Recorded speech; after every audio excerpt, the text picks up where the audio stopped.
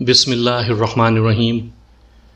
سامعین کرام، آپ سن رہے ہیں اردو کہانی بٹن بزرگ اور بدکار بیوی۔ یہ اس سلسلے کی آخری اور قسط نمبر 3 ہے۔ مجھے امید ہے آپ کو میری یہ کاوش پسند آئی ہوگی۔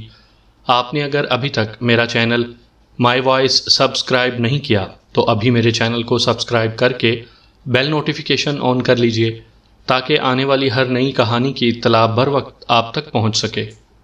ٹھیکیدار کی انگلیوں کے نشانات بھی لینے تھے، لیکن میں نے سوچا کہ اس کو بیوی کی لاش واپس مل گئی ہے اور وہ کفن دفن کے انتظامات میں مصروف ہوگا۔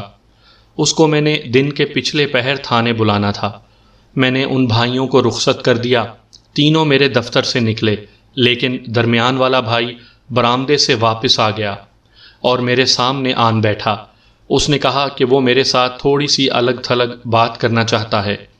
میں یہ بات اپنے بھائیوں کے سامنے نہیں کر سکتا تھا۔ اس نے کہا، ہمارے باپ کی اس بیوی نے مجھ کو پھانسنے کی انتہا درجے کی کوشش کر ڈالی تھی، لیکن میں نے اس کو لفٹ نہیں کروائی۔ ہماری امی فوت ہو گئی تو اس لڑکی نے اپنی کوششیں تیز کر دیں۔ کبھی تو موقع دیکھ کر میرے کمرے میں آ جاتی تھی یا مجھ کو اپنے کمرے میں بلاتی رہتی تھی۔ میں 2-3 مرتبہ اس کے کمرے میں چلا گیا تو اس نے بڑے ہی جذباتی اور پیار بھرے انداز میں میرے ساتھ محبت کا اظہار کیا۔ میں اس محبت کو اچھی طرح سمجھتا تھا۔ میں نے تو یہاں تک سوچا تھا کہ اپنے والد کو بتا دوں، لیکن اس واسطے چپ رہا کہ یہ بڑی چالاک اور فریب کار لڑکی ہے، کہیں ایسا ناٹک نہ کھیل جائے کہ مجھ کو لینے کے دینے پڑ جائیں۔ آخر میں نے بڑی سختی سے اس کو دھتکار دیا، حالانکہ میں کوئی شریف آدمی نہیں۔ میرے بارے میں آپ کسی سے بھی پوچھیں گے تو وہ یہی بتائے گا کہ یہ لڑکا اچھے کردار والا نہیں، عیاش اور آوارہ تباہ بندہ ہے۔ میں نے آپ کو حقیقت بتا دی ہے، آپ اپنا شک رفع کر لیں۔ یہاں میں پھر کہوں گا کہ وہ تو بات کر کے چلا گیا، جیسے مجھ کو اس نے اپنی بات سے قائل کر لیا ہو، لیکن میرے دماغ میں شک قائم رہا۔ یہ شک کسی ثبوت یا قابل اعتماد شہادت کے بغیر رفع نہیں ہو سکتا تھا۔ تینوں بھائی چلے گئے تو میں نے نوکرانی کو پھر بلا لیا۔ اسے کہا کہ وہ کسی کو نہ بتائے کہ اس کی میرے ساتھ کیا باتیں ہوئی تھیں۔ اس کو بھی رخصت کر دیا۔ بھائیوں کے پیچھے پیچھے میں نے ایک کانسٹیبل کو یہ کہہ کر دوڑا دیا کہ وہ ٹھیکیدار کے گھر جائے اور اس کے ایک ملازم اقبال کو اپنے ساتھ لے آئے۔ مجھ کو معلوم تھا کہ اب اقبال ٹھیکیدار کے ساتھ ہی ہوگا۔ کانسٹیبل کو میں نے خاص طور پر یہ بات کہی کہ یہ تینوں بھائی جا رہے ہیں، خیال رکھنا کہ ان کی اقبال کے ساتھ کوئی بات نہ ہو سکے، کہنا کہ اس کو بہت جلدی تھانے جانا ہے۔ جیسا کہ ایسی وارداتوں میں ہوتا ہے کہ ادھر واردات ہوئی، ادھر 1-2 خوش آمدی قسم کے معزز افراد اپنے نمبر بنانے کے واسطے تھانے دار کے پاس پہنچ جاتے ہیں اور اندر کی خبریں سناتے ہیں۔ ایسے لوگ اکثر بڑی کارآمد باتیں بتا جاتے ہیں، اور ان میں کچھ ایسے بھی ہوتے ہیں جو محض چغل خور ہوتے ہیں۔ میں جب کانسٹیبل کو بھیج چکا تو ایسا ہی ایک بظاہر معزز آدمی آ گیا۔ اس کو دیکھ کر مجھ کو خوشی ہوئی۔ میں نے سوچا کہ کوئی کارآمد بات معلوم ہو جائے گی۔ مجھ کو یہ بھی معلوم تھا کہ ٹھیکیدار چونکہ دولت مند آدمی ہے اور وہ آدھے راستے میں آ کر دولت مند بنا ہے، اس واسطے قصبے میں اس کے حاسد بھی موجود ہوں گے۔ میں نے اس شخص کا بڑا خندہ پیشانی سے استقبال کیا، بٹھایا اور پوچھا کہ وہ کس طرح آیا ہے اور میں اس کی کیا خدمت کروں۔ یہ میں رسمی طور پر کہہ رہا تھا، مجھ کو تو معلوم تھا کہ وہ کیوں آیا ہے۔ وہ ہو گیا ہے جو سب کو معلوم تھا کہ ہوگا، اس شخص نے کہا۔ ٹھیکیدار کو دولت نے اندھا کر دیا تھا، یہ بھی نہ سوچا کہ کم سن لڑکی کو ہی گھر لانا ہے تو کسی عزت دار گھرانے کی لڑکی لاتا۔ لڑکی بھی ایک بغیرت خاندان کی لایا اور لڑکی نے ٹھیکیدار کے گھر میں چکلا کھول لیا۔ اس لڑکی کی ماں ابھی تک اپنے آپ کو چلاتی ہے۔ ٹھیکیدار کو اسی عورت نے پھانسا اور لڑکی دے کر رقم وصول کی تھی، اب وہ لڑکی کو چلا رہی ہے۔ چودھری صاحب، میں نے کہا، یہ باتیں تو مجھ کو معلوم ہو چکی ہیں۔ آپ یہ بتائیں کہ مقتولہ نے اپنے خاوند کے گھر میں چکلا کھول لیا تھا تو اس کے گاہک کون کون تھے، اور وہ گاہک کون ہو سکتا ہے جو لڑکی کو قتل کر گیا؟ مجھ کو تھوڑی سی مہلت دیں، اس نے کہا۔ میں آپ کو 2-4 نام بتاؤں گا۔ یہ ذہن میں رکھ لیں کہ مقتولہ کی ماں پکی چور ہے اور یہی عادت مقتولہ میں تھی۔ آپ ابھی اس تھانے میں تعینات نہیں ہوئے تھے، اس عورت نے ایک چوری کی تھی اور مال اس کے گھر سے برآمد ہوا تھا۔ کچھ بھلے لوگوں نے بیچ بچاؤ کرا کے یہ معاملہ تھانے میں نہیں آنے دیا تھا۔ اس لڑکی کے قصے تو بہت ہی مشہور ہیں۔ میں نے یہ سنا کہ مقتولہ میں ماں والی چوری کی عادت تھی، تو مجھ کو یہ شک ہوا کہ یہ جو اس کے زیورات بکھیرے گئے اور سنگھار میز کی تلاشی لی گئی تو یہ اس لیے کیا گیا ہوگا کہ گھر میں کوئی چیز چوری ہو گئی ہوگی اور ٹھیکیدار کے بیٹوں نے مقتولہ کی یہ اشیاء اور درازیں اچھی طرح دیکھی ہوں گی۔ لیکن یہاں سوال پھر سامنے آتا ہے کہ اس کو بے آبرو کیا گیا اور پھر قتل کر دیا گیا، کیا یہ اس کو سزا دی گئی تھی؟ یہاں سے آگے مجھ کو پھر اندھیرا نظر آتا تھا۔ بہرحال میں نے اس شک کو اپنے دماغ میں محفوظ کر لیا۔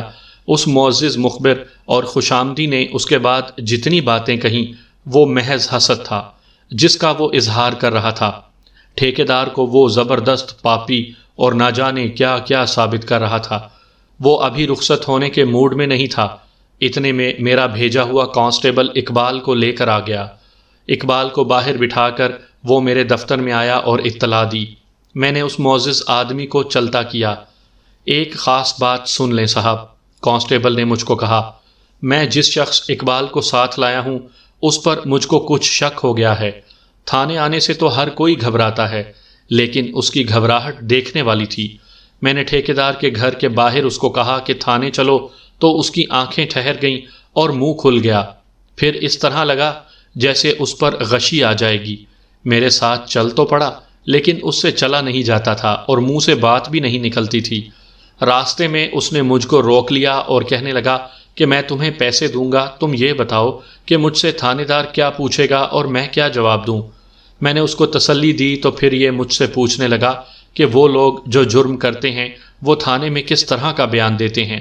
اس نے پھر کہا کہ میں تمہیں بہت پیسے دوں گا، مجھ کو ٹھیک بتاؤ کہ میں تھانے دار صاحب کے ساتھ کس طرح بات کروں۔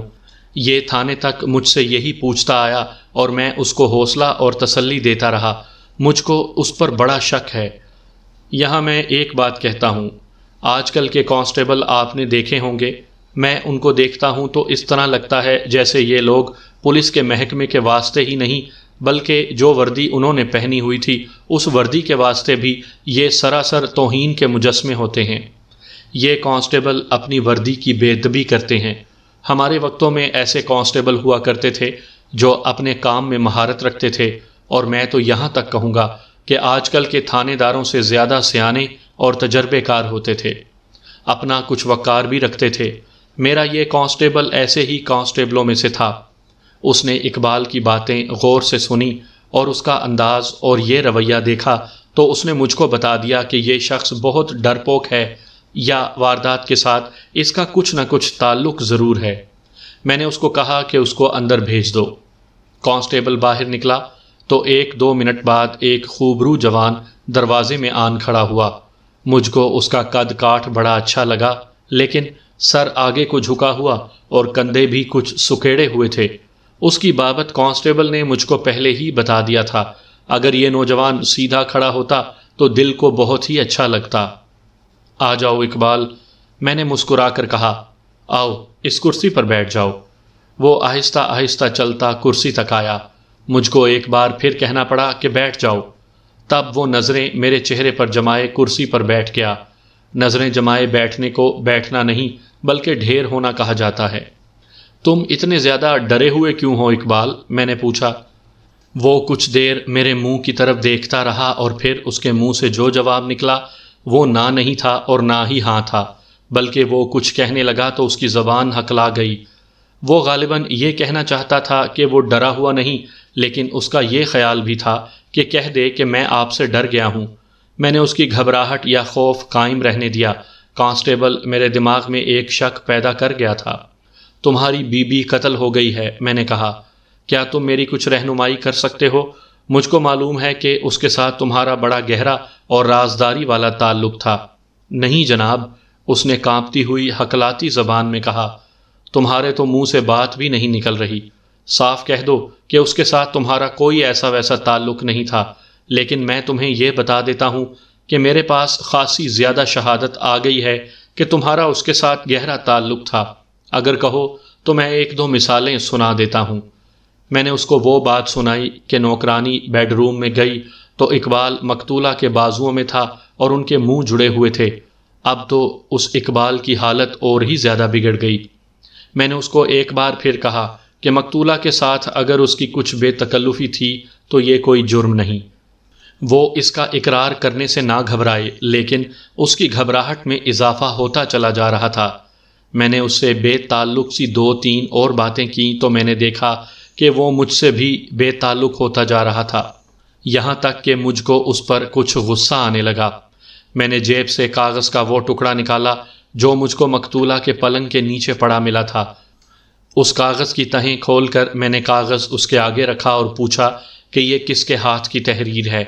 اس نے عجیب حرکت کی، پہلے اس کاغذ کو دیکھا اور یک لخت اپنے ہاتھ اپنے سینے پر رکھے اور ایک ہاتھ قمیض کی اوپر والی جیب میں لے گیا اور پھر جرسی کی دونوں جیبوں میں ہاتھ ڈالے جیسے اس نے کوئی چیز گم کر دی ہو اور اس کو جیبوں میں تلاش کر رہا ہو۔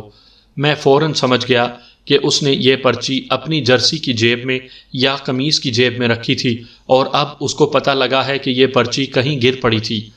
اس کو جب اپنی جیبوں میں یہ پرچی نہ ملی تو اس کا جسم جیسے بالکل ہی جام ہو گیا۔ میں نے اپنا سوال پھر دہرایا کہ یہ کس کے ہاتھ کی تحریر ہے؟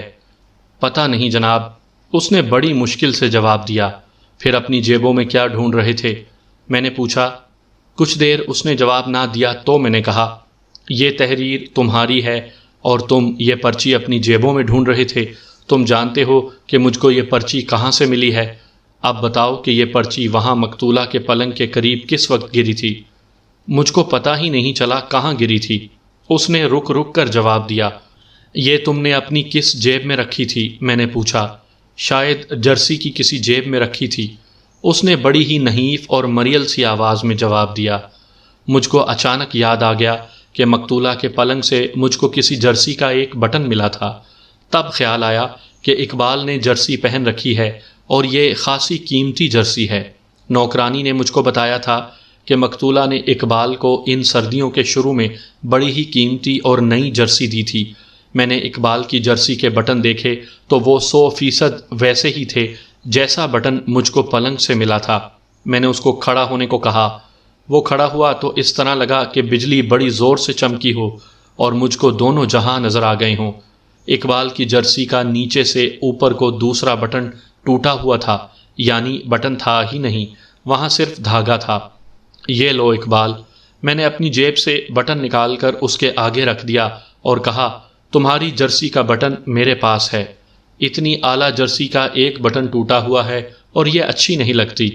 بٹن لے لو، لیکن اس سے پہلے مجھ کو یہ بتا دو کہ بٹن مقتولہ کے پلنگ پر کس طرح گرا تھا۔ یہ میں تمہیں بتا دیتا ہوں کہ یہ گزشتہ رات اس کے پلنگ پر گرا تھا۔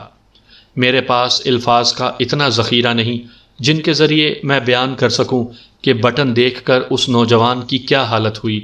میرا تو خیال ہے کہ اس پر غشی طاری ہو گئی تھی، صرف آنکھیں کھلی رہ گئی تھیں۔ اس کے چہرے پر تریلی سی پھوٹ آئی تھی۔ جرم کے اقرار کا اس سے زیادہ واضح اظہار اور کیا ہو سکتا ہے؟ میں نے آسمان کی طرف سر اٹھا کر دیکھا اور دل ہی دل میں کہا، یا اللہ، کیا تیری ذات باری مجھ جیسے گناہ گار پر بھی اس قدر مہربان ہو سکتی ہے؟ یہ تو ایک معجزہ ہے۔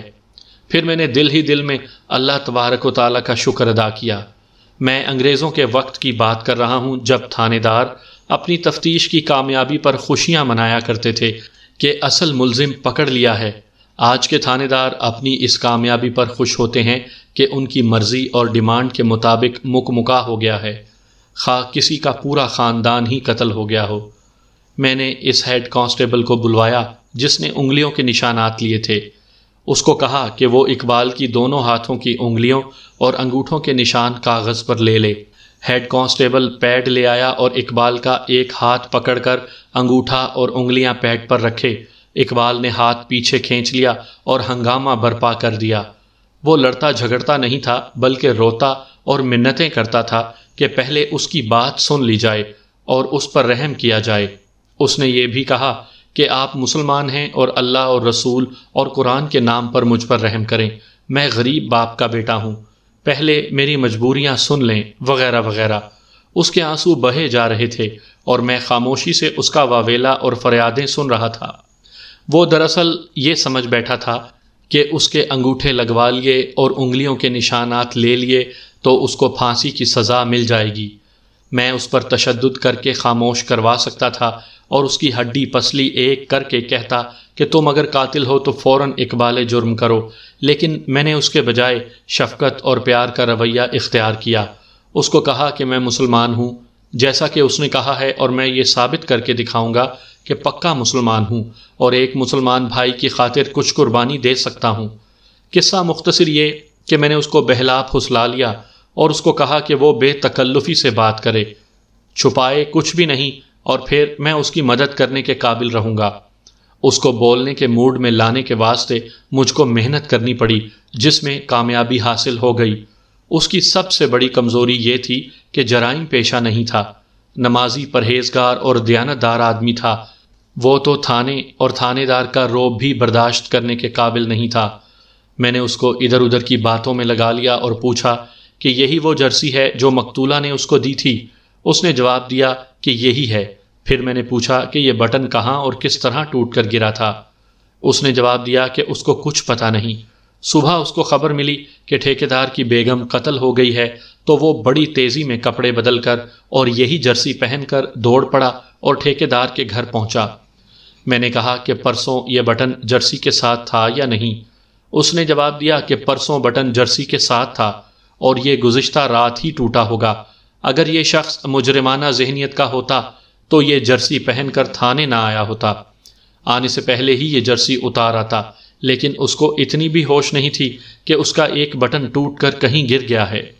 میں نے اس سے ایسے ہی ایک بات پوچھی تو اس نے ہاتھ جوڑ کر منت کی کہ میں شروع سے اس کی بات سنوں اور وہ آخر تک پوری اور بالکل سچی بات سنائے گا۔ میں نے کہا کہ چلو ایسے کر لو۔ اس نے بات اپنے گھر کی مالی حالات سے شروع کی۔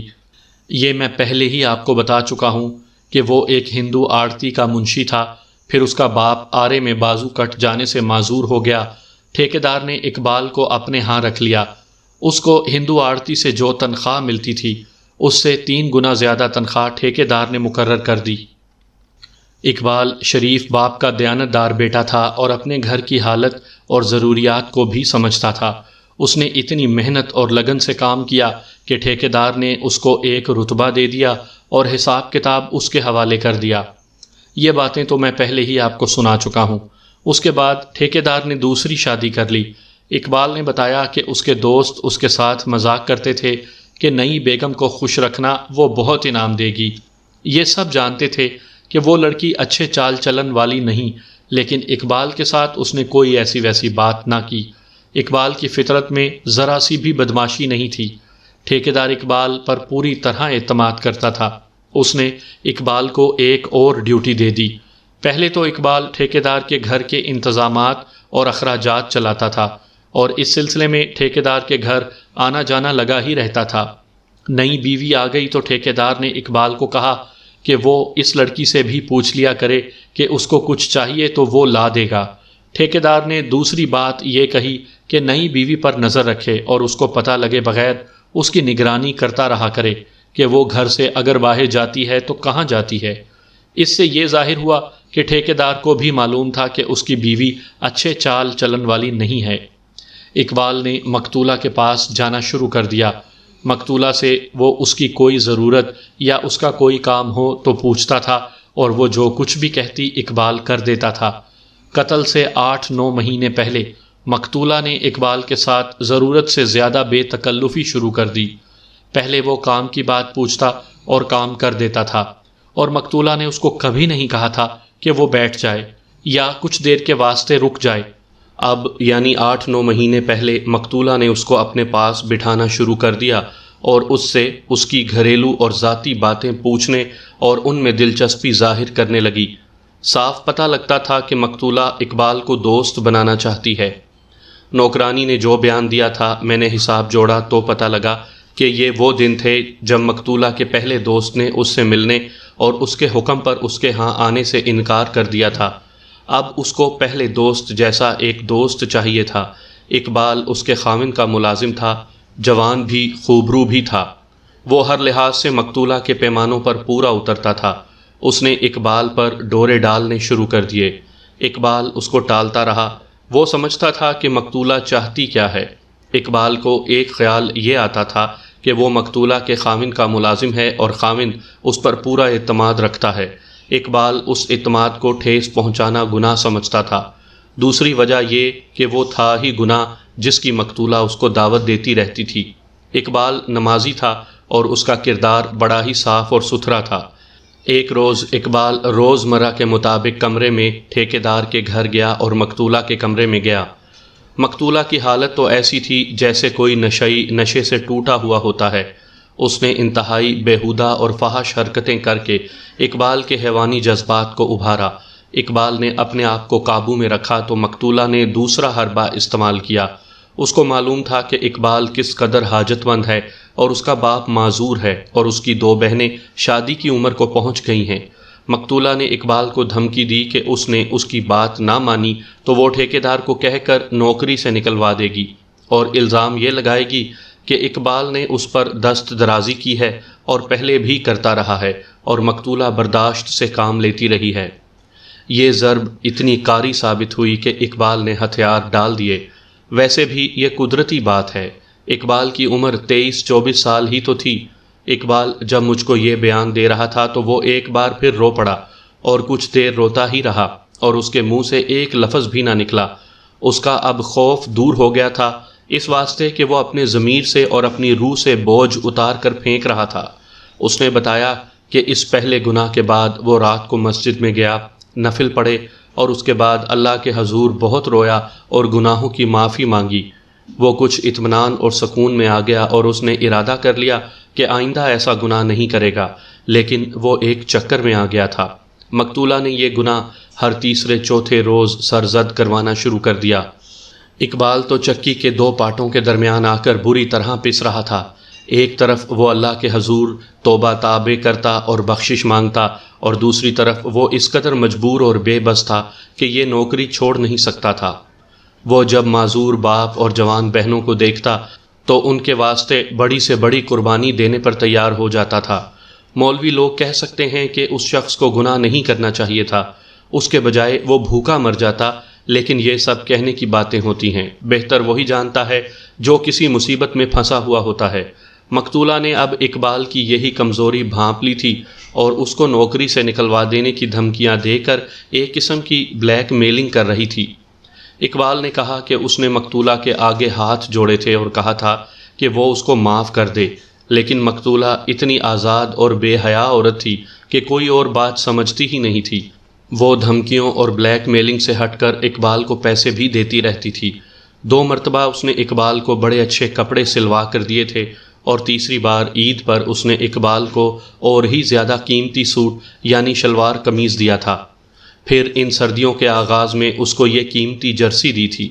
مقتولہ نے گزشتہ 4 مہینوں سے یہ معمول شروع کر دیا تھا کہ دن کے بجائے اقبال کو ہفتے میں 1 اور کبھی 2 دفعہ رات کے وقت بلاتی تھی۔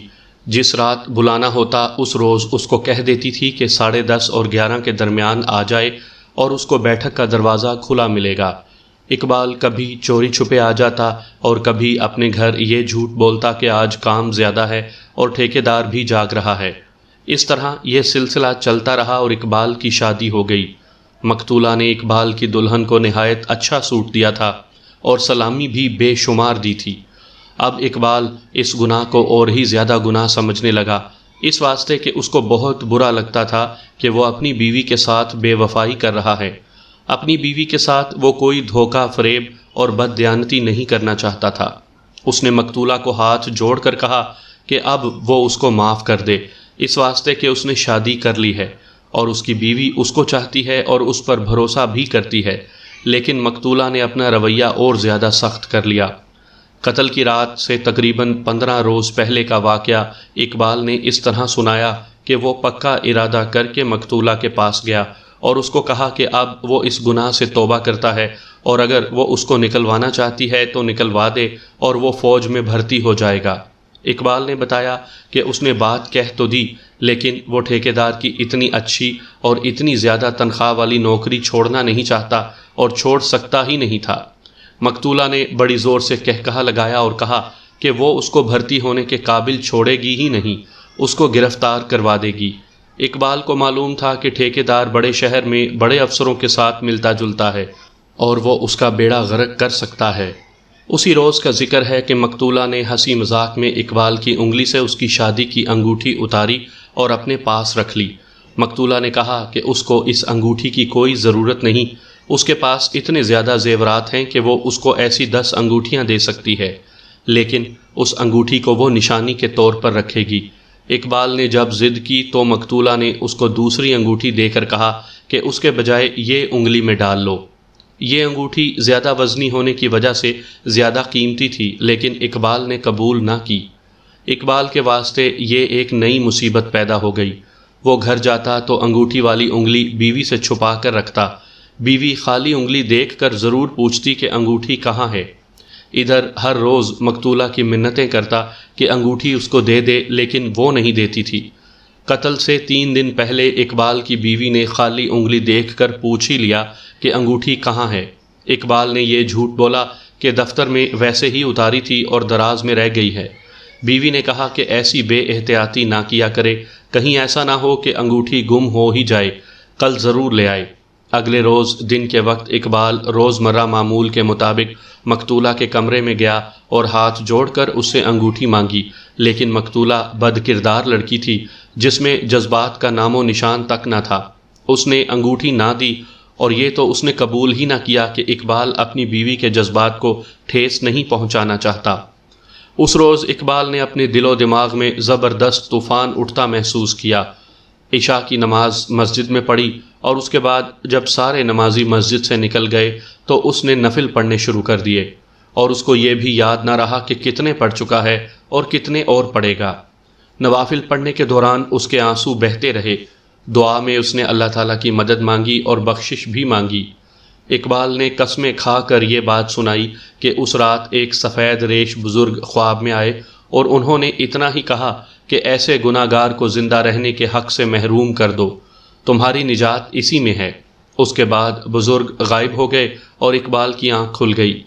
اس روز تو اس کی جذباتی حالت اس قدر بری تھی کہ وہ پاگل ہو جاتا تو کوئی بعید نہیں تھا۔ اس نے کہا کہ اس بزرگ کی بات اس کے دل پر ایسی نقش ہوئی کہ اس نے مقتولہ کو زندہ رہنے کے حق سے محروم کرنے کا پکا ارادہ کر لیا۔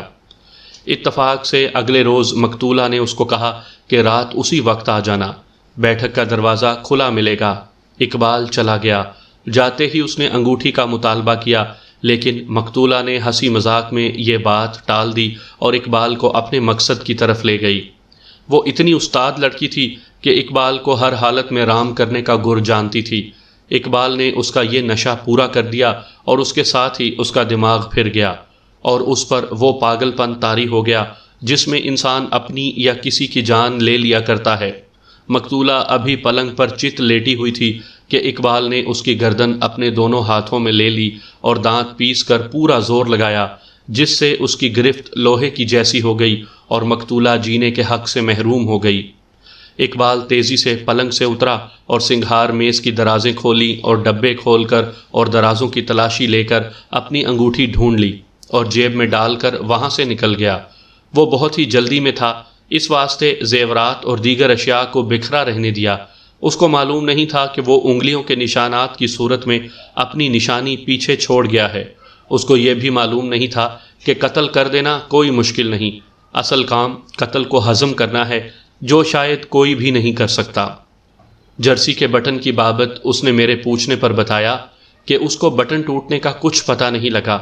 اتنا یاد تھا کہ اس نے مقتولہ کا گلا دبایا تو مقتولہ نے تڑپتے ہوئے اس کی جرسی دونوں مٹھیوں میں بٹنوں والی جگہ سے پکڑی تھی، پھر اس کے دونوں ہاتھ دائیں اور بائیں ہو گئے تھے۔ شاید اس وقت بٹن جرسی سے ٹوٹ کر پلنگ پر گر پڑا ہوگا، کاغذ کی پرچی بھی اسی وقت جیب سے گری ہوگی۔ اس طرح اقبال نے مقتولہ کو قتل کیا اور میرے آگے اقبال جرم بھی کر دیا۔ اس کے بعد اس نے مجھ کو کہا کہ میں اگر پکا مسلمان ہوں تو اس کی مدد کروں۔ اقبال نے جس دکھے ہوئے انداز میں مجھ کو یہ بات سنائی تھی اس کا میرے دل پر بہت برا اثر ہوا۔ مجھ کو معلوم تھا اور آپ کو بھی معلوم ہوگا کہ امیر کبیر لوگوں کے گھروں کی عورتیں غریب نوکروں کو جس طرح چاہتی ہیں استعمال کر لیتی ہیں اور سمجھتی ہیں کہ دنیا کا قانون ہی نہیں بلکہ خدائی بھی ان کے ہاتھ آ گئی۔ میں نے دل میں عہد کر لیا کہ اقبال کو سزا نہیں ہونے دوں گا، لیکن اس کے واسطے کوئی استادی کھیلنی پڑتی تھی۔ یہ تو ہو نہیں سکتا تھا کہ میں اس کو بے گناہ قرار دے دیتا، اور یہ بھی نہیں ہو سکتا تھا کہ میں مقدمہ اتنا ڈھیلا بناتا جو کورٹ میں جاتے ہی ناکام ہو جاتا۔ اس طرح میری نالائکی ثابت ہوتی تھی۔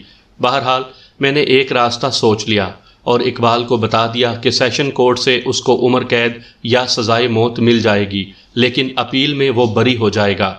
میں ان تفصیلات میں اور ان باریکیوں میں نہیں جانا چاہتا، اور ضروری بھی نہیں سمجھتا کہ میں نے کون سی گنجائش رکھ دی تھی اور کس طرح رکھی تھی۔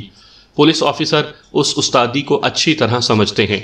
میں نے خود اقبال کو کہا تھا کہ وہ سیشن کورٹ میں جا کر اقبالی بیان سے منحرف ہو جائے اور یہ بیان دے کہ اس کو تھانے میں مار پیٹ کر یہ بیان لیا گیا تھا۔ مقدمہ جب سیشن کورٹ میں گیا تو اقبال نے میری ہدایت پر عمل کرتے ہوئے بیان وہی دیا جو میں نے اس کو بتایا تھا، یعنی وہ اپنے اقبالی بیان سے منحرف ہو گیا۔ میں نے مقدمہ ٹھیک ٹھاک تیار کیا تھا، صرف ایک آدھ خانہ خالی رکھا تھا، اور آخر سیشن جج نے اقبال کو عمر قید سنا دی۔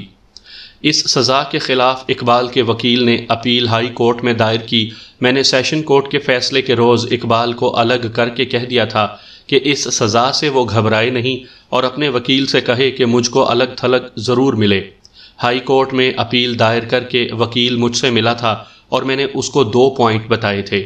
وکیل نے ہائی کورٹ میں وہی 2 پوائنٹ پکڑے اور ایک آدھ خود پیدا کر لیا، جس کا نتیجہ یہ نکلا کہ ہائی کورٹ نے شک کا فائدہ دے کر اقبال کو بری کر دیا۔ میں اللہ کے حضور سرخ رو ہو گیا۔ اقبال بڑی لمبی سزا سے تو بچ گیا، لیکن اس کے ماں باپ اور بہنوں نے بہت برا وقت دیکھا۔ بہنوں کے لیے جو تھوڑا سا زیور بنا تھا وہ بک گیا اور مقدمے میں لگ گیا۔ ان کی آمدنی اتنا عرصہ بند رہی۔ اقبال کا باپ بائیں ہاتھ سے جو محنت مزدوری کر سکتا تھا وہ کرتا رہا، اور اس کی ماں اور بہنیں لوگوں کے کپڑے سی کر بھی اور میلے کپڑے گھر لا کر دھو کر بھی کچھ پیسہ کماتی رہیں۔ لیکن اللہ نے ان کی مدد کی۔ وہ اس طرح کہ سیشن کورٹ نے ابھی فیصلہ نہیں سنایا تھا کہ ٹھیکیدار بس پر بڑے شہر کو جا رہا تھا کہ یہ بس ایک ٹرک سے ایسی زور سے ٹکرائی کہ 12-14 مسافر مارے گئے، اور ان میں ٹھیکیدار بھی تھا۔ چونکہ اس کے دونوں بڑے بیٹے اس کے ساتھ کام کرتے تھے، اس واسطے انہوں نے ٹھیکیداری کو سنبھال لیا۔ اقبال جب بری ہو کر باہر آیا تو وہ مجھ سے ملا، میرا شکریہ ادا کیا اور اپنے گھر کی حالت بتائی۔ وہ مجھ کو کہتا تھا کہ میں اس کے روزگار کا کوئی بندوبست کر دوں۔ ایک روز ٹھیکیدار کے بڑے بیٹے سے ملاقات ہو گئی۔ میں نے یہ کیس چھیڑ دیا اور اس کو وہ سارا بیان سنایا جو اقبال نے مجھ کو دیا تھا، اور اس میں اقبال کی مذہب پرستی کا ذکر زیادہ کیا۔ ٹھیکیدار کا بڑا بیٹا تو تھا ہی اسلام پسند اور پکا مومن۔ اقبال کے کردار کا یہ پہلو اس کے دل میں اتر گیا۔ مقتولہ کے خلاف تو اس کے دل میں زہریلی نفرت بھری ہوئی تھی۔ اس نے مقتولہ کے قتل کو بالکل جائز سمجھا، اور اس نے کہا کہ اس کو اپنے باپ کی موت کا بھی کوئی خاص افسوس نہیں، اس واسطے کہ وہ ایک بد چلن لڑکی کو گھر لے آیا تھا۔ میں نے اس کو کہا کہ وہ اگر اچھا سمجھے تو اقبال کو اپنے ساتھ لگا لے، یہ ایک نیکی ہوگی۔ اس شخص نے کوئی دلیل نہ دی، بلکہ یہ کہا کہ وہ آج ہی اقبال کو بلا لے گا اور اس کو روزگار پر لگا دے گا۔ اس نے ایسا ہی کیا اور اقبال کا روزگار پہلے کی طرح لگ گیا۔ میرے دماغ میں دراصل وہ بزرگ آئے تھے جو اقبال کو خواب میں ملے تھے۔ میں آج بھی کہتا ہوں کہ وہ محض ایک خواب ہی نہیں تھا، بلکہ ایک حقیقت تھی، اور وہ حقیقی اشارہ تھا جو اقبال کو ملا تھا۔